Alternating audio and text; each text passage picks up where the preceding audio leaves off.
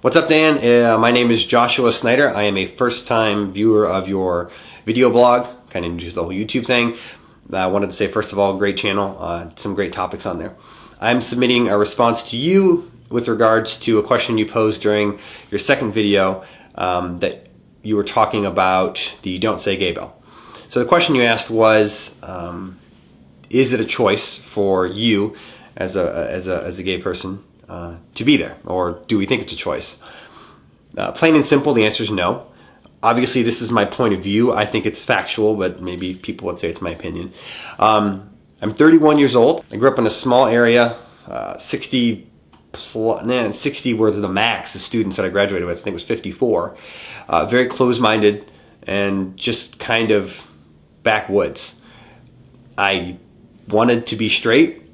I knew I was gay, or I thought that I was just young and probably full of hormones and really just kind of needed to work through it. So I dated a girlfriend through high school, through middle school. It was the same girl the whole time. And after graduating high school and going to college and kind of being in a more open atmosphere, I started to realize that it wasn't a phase, it was reality. If it were a choice, I would have never come out.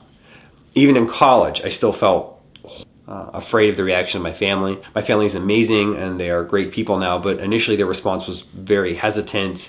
There was more concern for me, and it was kind of, are you sure this is what you want to do? And a lot of awkward, not talking for months at a time and trying to figure out how to move forward.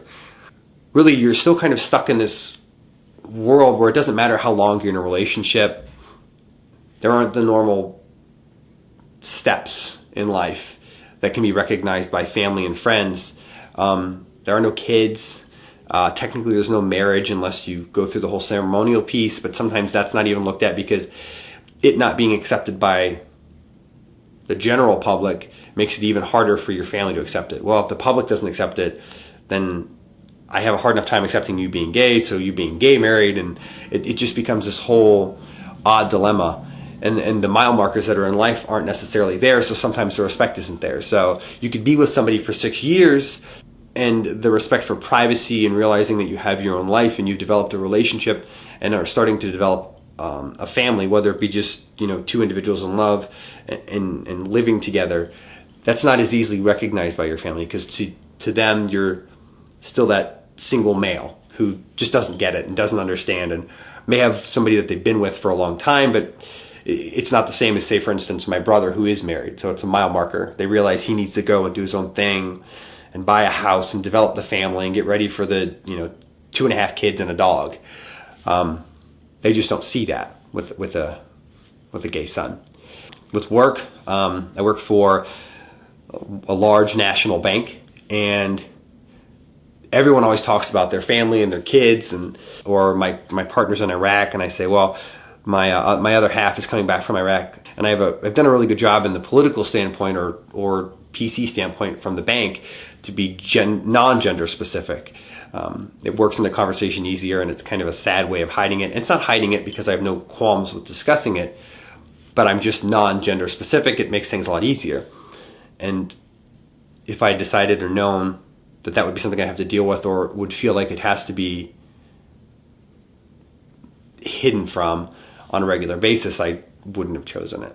Nobody chooses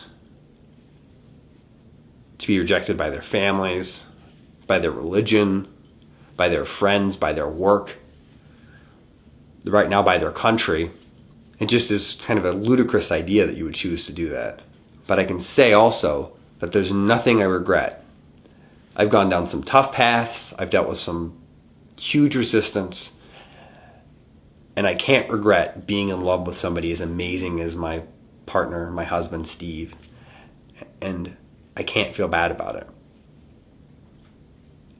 And if crazy enough as it were, if it were a choice, which it's not, it's just not possible, there's no way, I'm really glad it's who I am.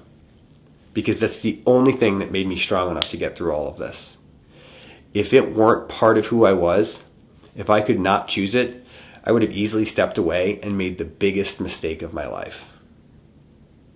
Because I'm happier, more successful, because of all of it.